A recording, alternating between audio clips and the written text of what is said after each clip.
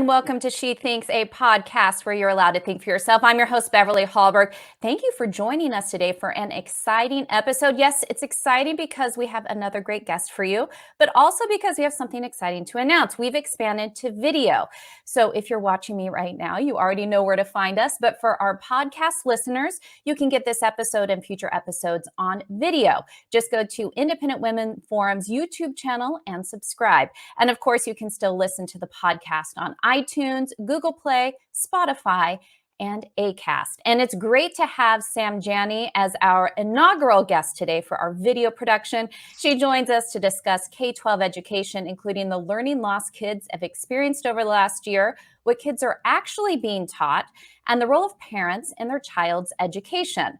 But before we bring her on, a little bit more about Sam Janney. If you follow Sam Janney on Twitter, you're likely to know her as the FOO, the Twitchy.com editor, #FooBar podcaster, and an all-around problematic, per Twitter, happy warrior. But she's not actually a chainsaw-wielding rabbit with a bad attitude and a propensity for destruction. She's a wife and a mom who loves her country and believes we must all fight for it. And she does it always with a smile and a ray of sunshine. Sam, thank you so much for joining us today.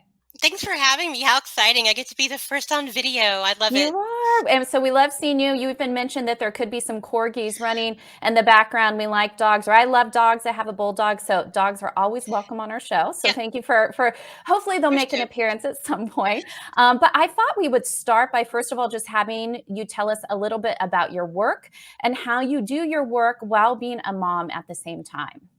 Well, I'm really lucky. I have one of the best jobs in the world. I get to write about things I care about and try to help other people learn about things. And I don't have to worry about someone being angry at me and going after me at work, since I work for a fairly conservative publication.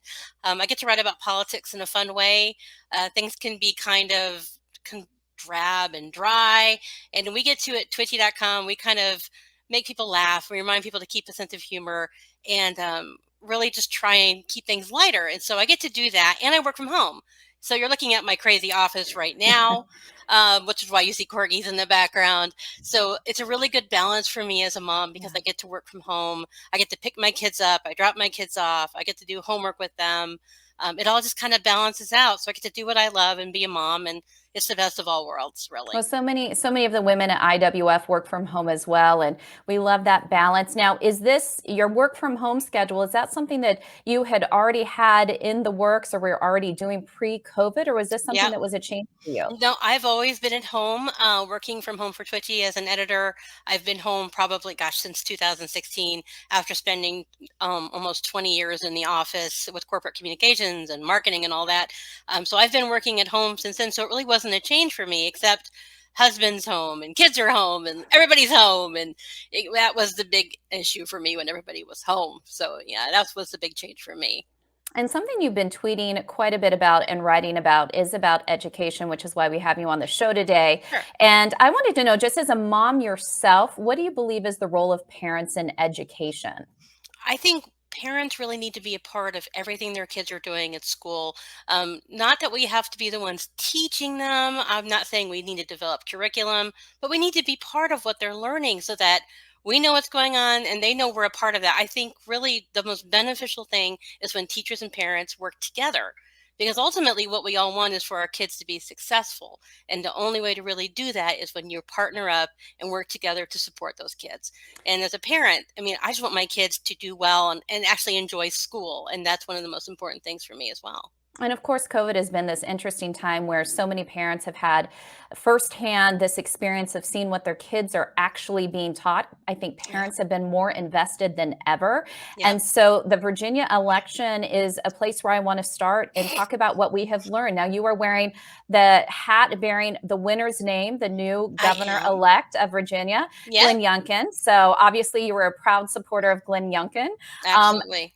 And I want to start us off with a clip from his competitor, Terry McAuliffe. And the reason I wanted to play this clip, this was when he was campaigning. He talked about the role of parents, and I think it's one of the reasons why he may have lost. So let's go ahead and play that clip. Veto books, Glenn, not to be knowledge about it, also take them off the shelves. And I'm not going to let parents come into schools and actually take books out and make their own decisions. You vetoed it. So, yeah, I Parents, you stopped the bill that I don't think parents should be telling schools what they should teach. But, I get really tired. So let's talk about that. He said he does not think parents should be telling schools what to teach. I don't think that sat too well with the public, especially in Virginia. What do you say? No, it was probably the turning point in the election for Glenn. I mean, let's be honest, Glenn had momentum from the get-go. He was a different kind of politician. He's a business guy, so he treated everything differently. And when you actually saw him, it was about Glenn cared about Virginia. And you could just tell the difference. But when Terry said that, when he said the quiet part out loud, that he didn't want parents involved at that level, he handed Youngkin a huge gift in this election because parents were already feeling left out. We were already feeling ignored. And to hear that from someone who wants to be our governor again, it just kind of was this wave for parents. And we just got behind Youngkin, who said, I want parents involved. You need to be involved. And it's interesting because he brings up that bill that I think it was in 2016 when they passed it. It was a bipartisan bill that parents would be aware if there were adult books in the libraries. And it was bipartisan, and McAuliffe actually vetoed it. So that's what he was talking about in that clip was, but you vetoed this bill. And it's not just like they talk like we're banning books. These are books with adult themes that parents need to be aware of. And so it became this crazy, McAuliffe tried to flip it that we were banning books and that we were these evil fascists trying to keep people from reading about racism. And it was the silliest thing I'd ever seen. And he started it. So I think for that, really, that was when Youngkin really gained momentum. So. Yeah, and Terry McAuliffe even doubled down on those attacks against parents, and I don't think parents took too well to that. No. I want to play another clip. This was CNN did a video package with some Virginian moms. Pamela Brown was the host who sat down, and these are moms who all voted for the Republican Glenn Youngkin, even though they were prior Democrat voters. Yeah. Let's listen to why they voted for Republican this time around. Do you think suburban moms like you basically put Youngkin into office? Yes, absolutely. 100%. He knows that. And there's one key issue all four of these women say played a huge part in their choosing a Republican: feeling heard about their child's education. They spent months fighting to get kids back into school, and now they want more done to make up for learning loss from the pandemic. The school closures were really hard for a lot of kids, and one of my kids in particular really suffered when schools were closed. It affected my family dynamic. It affected my social circles. It affected every part of me that the kids couldn't go to school. And so I had to figure out, what can I do to make sure that that never happens again? And I think that's such a key part that they mentioned there is, of course, there is the language and the narrative from the Democrats against parents. There is the concern about things being taught like critical race theory and books that have adult themes in them. But then there's this other side where moms really struggled to be able to juggle work, their kids, teaching them. They really wanted their kids back in school. And when you look at kids at other states, other cities across this country where schools had been open far longer, it really put that comparison into play. And this is impacting people on a real level. It is, absolutely. My family is from Wyoming, and so we were very aware Wyoming was open, kids are in school. And for us, it was when March of 2020, when they closed the schools here, it was shocking that they would do that. And we had no idea that they would continue into the fall. We thought for sure we'd be back in the fall. And then we weren't back in the fall. We were hybrid, and then we were virtual, and then we were kind of hybrid. And it was the hardest year, and it was so hard on our kids because they really need that social interaction. You know, your parents can only do so much for you. You get tired of being with your parents after a while. It just became this endless fight to get our kids in the classroom. And eventually we had to pass legislation in the state of Virginia, which is SB 1303, that basically tells schools they have to offer an in-person option for kids who want to go to school. Which is crazy that you think about we have to have legislation to get kids in the classroom, but that's where we were. But now what we're seeing with this legislation is they snuck in a piece, our Democrat majority General Assembly snuck in a piece that says you have to follow the CDC guidelines. Well, CDC guidelines right now say you have to have your kids masked in a high transmission area. So they're using this legislation that parents fought so hard for to use as a means to keep our kids masked. So it's kind of just not, I mean, it's not going to end until Youngkin takes office in January. And that's going to be almost 2 years of this. So yeah.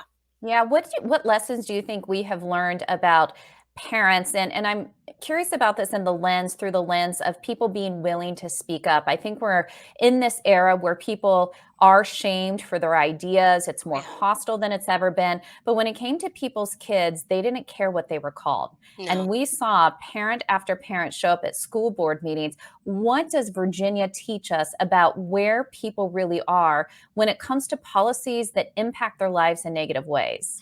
I think they really poked the bear. And I like to say that a lot as a mom because that whole mama bear thing.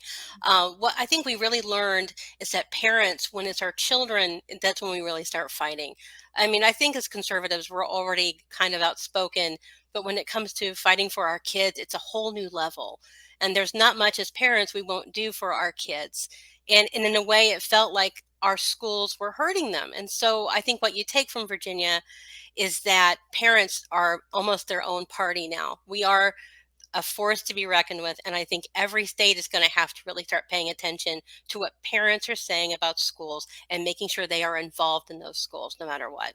Now, of course, elections do matter. What about those who do live in blue states where you see parents standing up, speaking out, but still are struggling to see much progress? Is there anything that you have seen that does work in more of these really deep blue states? Any encouragement you can give to parents that are listening to us from those states?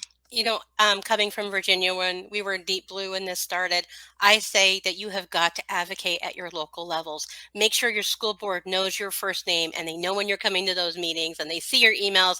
I don't care if they roll their eyes, you keep emailing them. Make sure everybody knows who you are, who your kids are, and no matter what happens, you go to those school board meetings and you speak up.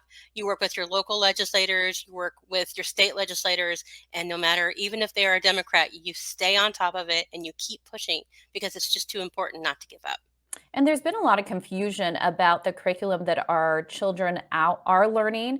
The common narrative right now in many left-leaning media outlets is to say that your kids aren't learning critical race theory, CRT. Right. What is the truth behind what they are being taught, knowing that it can change from district to district? But are they dealing with just the semantics of words and not getting to the heart of the issue? Well, we know for a fact that in 2015, Terry McAuliffe was pushing people to embrace critical race theory, and this was 6 years ago.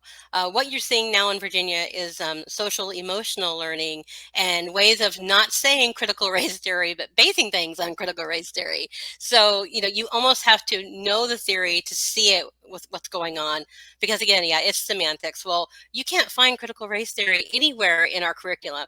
But if I look, I can find components hidden here and there in your teacher training. So it is being taught. It is not some racist dog whistle. Parents who are concerned about it are not racist. It's a very real thing. And I think parents have to keep speaking on it, even if they get called names for doing so. And what have we learned about school choice during this time? Those who've been able to homeschool, which homeschool the data about how many people are homeschooling has gone through the roof. You have people taking their children to go out to charter schools or private schools of some sort. What have we learned during the era of COVID and then these draconian policies in some school districts? What have we learned about school choice being the viable option? School choice, I think there's something like 70% of support now for school choice after what happened with COVID, that the money really should follow the kid and not the system. And of course, our teachers unions hate that because they care about the system because that's where their money comes from. But when the money follows the kid wins. And that means because they have to compete with each other. The private schools and the public schools, they all have to find a way to best serve the kid. And I think that's what we all want. And I don't know that it was ever as forefront in the argument as it is now after what happened with COVID. So I really do believe the school choice is really the way to go. And that's not to say we don't need public schools. We still need public schools, but we need them to step up and be the best they can be. And that only way that happens is if there's competition and that the money actually follows those kiddos.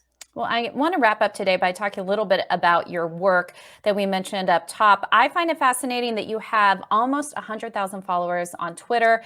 How long have you been on Twitter? How have you garnered this following for women out there and the men who listen to us who really want to make a difference and want to get their voice out? What lessons can you teach them? Oh boy. I started doing this a long time ago. I originally started in 2009 and I hated it so much that I stopped. And then in 2013, I got in trouble on Facebook. I tend to I'm not rainbows and sunshine. So I got in trouble on Facebook and I got put in Facebook jail for 30 days. So I'm like, oh, I'm going to go on Twitter again and try it. And then the rest they say is history. You know, I think it comes from battling the left for so long. Part of the following I have is because I have a very take no prisoners attitude in most everything I say and do. And I'm the same person I am online as I am in life. And so I think that is really what's key is, and you got to keep a sense of humor about it. And I think working for Twitchy, that is one of my, like a gift to me because I still get to be goofy because things can really get dark and terrible and horrible. And when you can keep your sense of humor about all of it, people need that. They get enough of the doom and gloom. And so part of my whole following is keeping my sense of humor. And the other joke is staying out of jail. So that's kind of what it's all based on. And just being who you are and saying what you believe and knowing what they're going to suspend you for and not to say those words. That's really it. And for somebody maybe who doesn't have a Twitter account, I encounter this a lot with clients. They don't want to get on Twitter. They hate what they would consider the cesspool that it is. It is. Well, it is. So how do you feel like you have, found that line? I know you talk about a sense of humor, but for somebody who is hesitant in signing up for Twitter and making their voice heard, would you encourage them to do so? I would. It's one of those things where I don't want my kids on Twitter, which is silly, but I really don't. But I think that right now it is one of the best ways to connect with people you don't know. And all around the world, there are people. You just have to remember a couple of things. Again, keep your sense of humor and don't take anything personally. Because otherwise, yeah, you won't survive on Twitter. But I think it's a great tool, especially if you want to connect with people and share message and get people elected. I think it's really important to be on there, and I think it's a great tool. So besides it being a cesspool, I think it's worth a shot. And where can people find you? You can find me on Twitter at PolitiBunny. It's POLITIBUNNY, and of course Twitchy.com, and I'm all over the place. So I have a podcast, FOO Bar, so all kinds of things. But mainly, you can find me on Twitter and at Twitchy. So. Well, we so appreciate you joining us today, not just sharing your thoughts on the Virginia race and education, but also sharing a little bit about your life as well. So thank you so much for joining us, Sam Janney. We appreciate it. Thanks for having me. This is great. I really appreciate it. Have a good night. Thanks. And before you all go, Independent Women's Forum wants you to know that we rely on the generosity of supporters like you. An investment in IWF fuels our efforts to enhance freedom, opportunity, and well-being for all Americans. Please consider making a small donation to IWF by visiting iwf.org/donate. That's iwf.org/donate. Last, if you enjoyed this episode of She Thinks and are a parent in the DC, Maryland, or Virginia area, please consider joining us for Independent Women's Network Government is Not a Co-Parent Rally next Tuesday at 10 a.m.